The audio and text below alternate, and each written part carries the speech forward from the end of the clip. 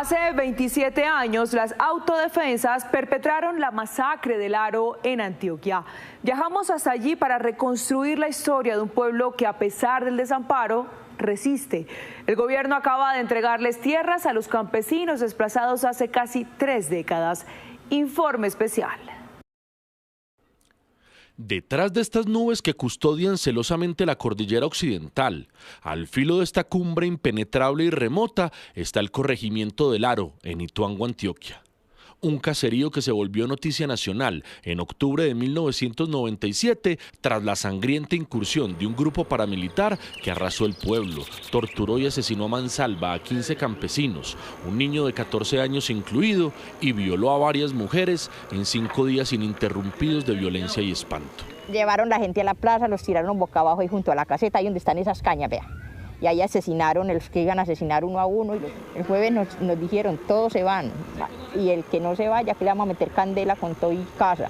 Y así fue, nosotros nos fuimos y cuando íbamos allí en una finca que se llama La Floresta, esto aquí ardía.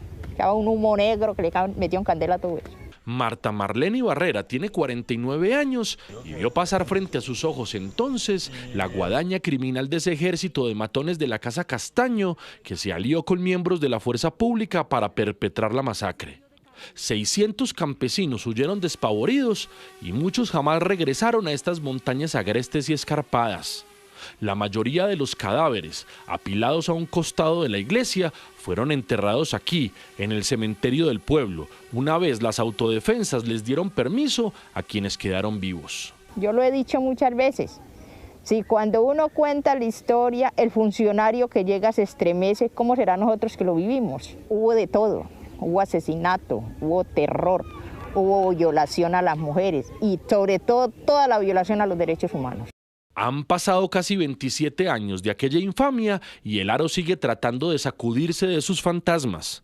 Es jueves 13 de junio y nos disponemos a llegar hasta allí junto a una comisión de la Agencia Nacional de Tierras, encabezada por su director Juan Felipe Harman, para presenciar la entrega de 805 hectáreas a 35 familias campesinas que fueron desplazadas por la masacre. Un helicóptero del ejército nos lleva desde Medellín hasta el corregimiento luego de un sobrevuelo de 45 minutos. Aterrizamos sobre un pequeño llano en medio del monte bajo la custodia de soldados. Tras una corta caminata sorteando el barro de la ladera y los nacimientos de agua manantial que brotan de la montaña, arribamos al caserío. Cualquier asomo de progreso que alguna vez se refugió allí pareciera habérselo tragado para siempre la ciénaga podrida de la barbarie paramilitar. Aún hay casonas en ruinas o devoradas por la maleza. Tampoco hay una vía de acceso, salvo los caminos de herradura que remontan con destreza las mulas y los arrieros hasta la carretera que conecta con Puerto Valdivia, a 2 horas y media de distancia. Una ruta que recorremos al otro día de regreso a Medellín. Los habitantes del Aro resisten como pueden las costras del olvido. La comunidad guarda todavía la esperanza de que todo lo que han prometido lo cumplan, pero también ya está agotada, ya no quiere más reuniones, no quiere más talleres, no quiere más visitas de tantos funcionarios que viene nomás a... Nosotros decimos aquí, pues el funcionario vino aquí a tomarse una foto y no es más. Tulio Hernán Mejía es el representante de la Junta de Acción Comunal del Aro y también otro sobreviviente de la masacre. Sin rodeos dice que su gente está harta de las promesas, que 27 años de incumplimientos le llenan la taza a cualquiera y que esta entrega de tierras por fin es un alivio concreto del Estado en medio de tanta promesa que no fue. Incluso reconoce que algunos campesinos han sembrado coca por la falta de oportunidades. Que van 27 años y todavía volvemos a lo mismo. Hay casas destruidas, hay familias que no tienen dónde vivir todavía aquí en el caserío. No contamos con una vía de acceso, no contamos con proyectos productivos. Lo único que hace es el Estado, digámoslo, es atropellarnos.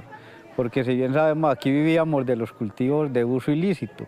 Sabemos que no es legal lo que estamos haciendo, pero por el abandono del Estado. Bajo esta caseta, dispuesta para guarecer a los asistentes del calor abrasante del mediodía en el Aro, a escasos 4 metros del lugar de la masacre, se llevó a cabo el evento. Allí, el director de la Agencia Nacional de Tierras les entregó a 35 representantes campesinos los títulos de propiedad de sus parcelas. Uno a uno los fue llamando para cumplir el protocolo. La mayoría sonrió para la foto, pues esta vez sí la valía. Algunos más exigieron proyectos para sacar sus cosechas y la vía tantas veces prometida. Enseguida, las víctimas se movieron hasta las escalas de la iglesia, se acomodaron en hileras recordando sus bregas campesinas y levantaron sus títulos triunfantes para mostrárselos al dron de Noticias Caracol. En últimas, era la celebración de la resistencia. Después hubo música y relajo, y sancocho, cómo no, con cerdo y pollo, arroz y ensalada, para festejar tanta dicha en la tierra que ya pueden declarar que es de ellos, porque así lo dicen los papeles de la notaría. Un pequeño respiro para el Aro después de tanta estrechez y desamparo. ¿Qué significa para un campesino que le digan esta tierra es suya? La tierra que ha labrado, pero que le digan ahora sí, esta es suya. Significa lo más importante que puede haber. Uno siendo dueño de su tierra, de su predio, está uno calificado como un rey. ¿Usted se siente como un rey en su tierra? Señor. Sí, señor.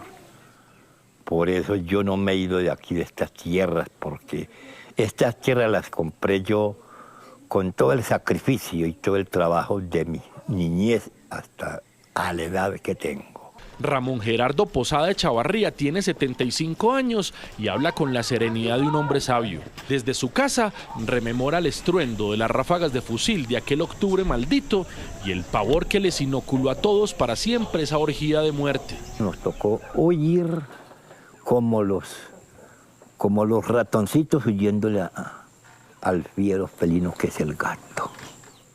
Si no, aquí habíamos quedado juntos, toditos, muertos, porque la intención de esos señores era acabar con el liderazgo con el fin de que no quedara nadie quien hablara por la comunidad. Aquí se perdieron las cosas más valiosas del hombre. Esa es la gran pregunta aquí. ¿Cómo recuperar los proyectos de vida del Aro que se fueron por el desbarrancadero de la violencia?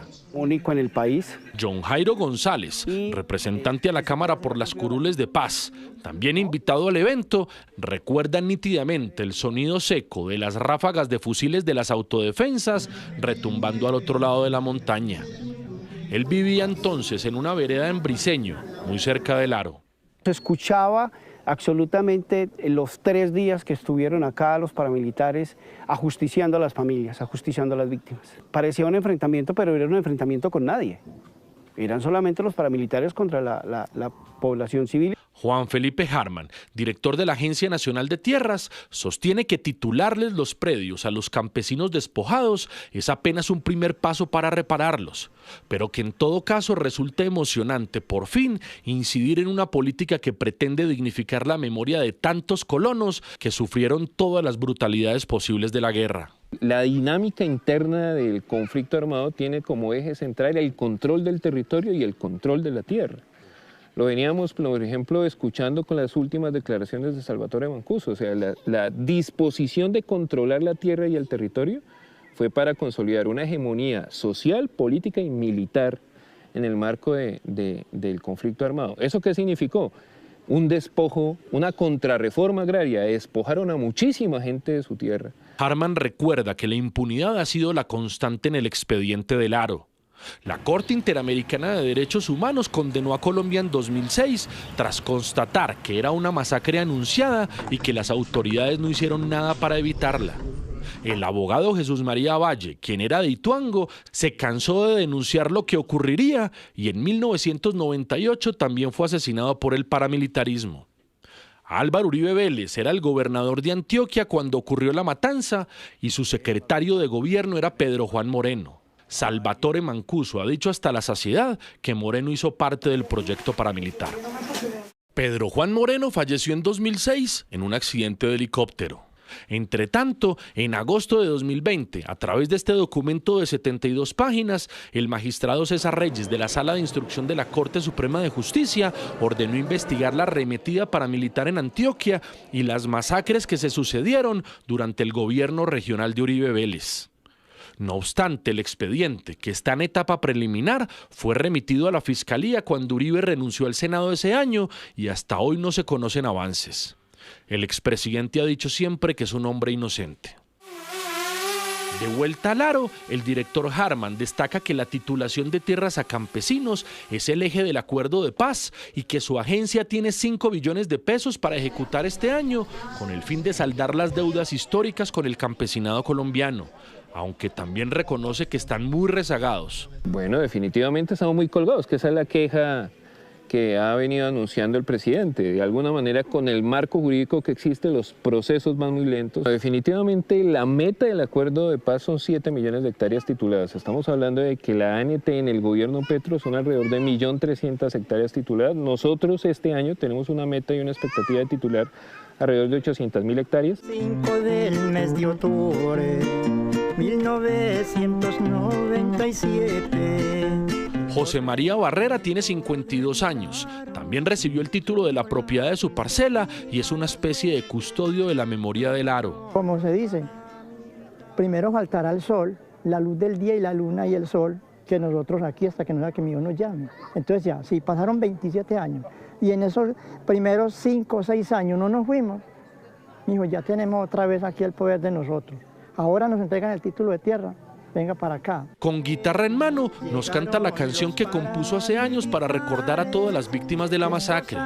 Unos versos como constancia de tanta vileza.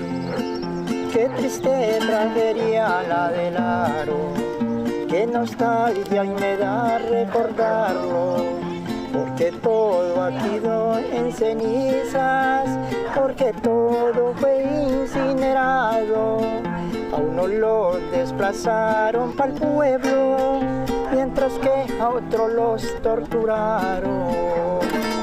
A escasos pasos de allí, en todo el Parque Central del Aro, se ve una enorme cruz situada a un costado de la Virgen que vigila la iglesia y detrás suyo el desvencijado busto de Simón Bolívar, mordido ya por el paso del tiempo, cuya columna aún guarda las esquirlas de las balas de la incursión paramilitar.